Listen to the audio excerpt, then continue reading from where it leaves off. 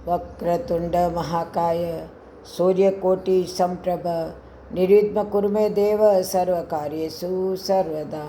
बोलो सूर्य भगवान की जय हो, भास्कर भगवान की जय हो।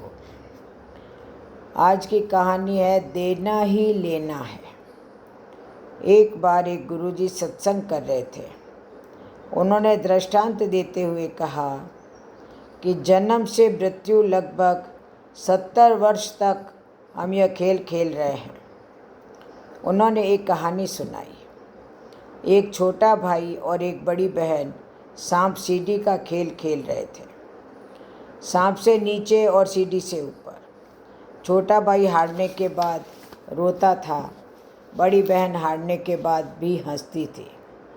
समझने की बात है कि जीवन में जो परिस्थितियाँ मेरे नियंत्रण में नहीं होती है, उन्हें खुशी से स्वीकार करने की ताकत नहीं हो तो दुखी होकर स्वीकार करना होता है, परंतु स्वीकार तो करना ही पड़ेगा।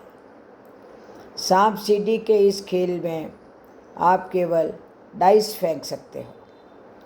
प्रश्न यह उठता है कि स्वीकार करने की ताकत कहाँ से आए? तो मन, बुद्धि और संस्कार पर विजय प्राप्त करने से यह ताकत आएगी, अर्थात जाप और ध्यान से। इसीलिए गुरुजी कहते हैं कि मैं तो केवल मार्ग बता सकता हूँ, चलना तुम्हें स्वयं ही पड़ेगा। सृष्टि कर्म के आधार से चल रही है। भाग्य, सुख और दुख कर्म के आधार से ही बनते हैं।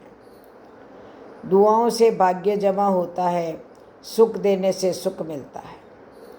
क्रोध करने से दुख मिलता है, युक्ति युक्त बोल और मौन रहने से सकून मिलता है। अब भाग्य की कलम तुम्हारे हाथ में है, जैसा लिखना चाहो वैसा तुम लिख सकते हो।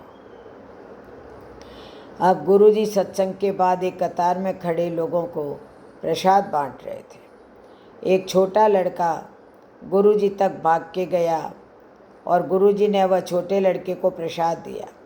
लड़का प्रसाद लेकर भाग गया और फिर गुरुजी के पास वापस गया और गुरुजी ने उसे फिर प्रसाद दिया।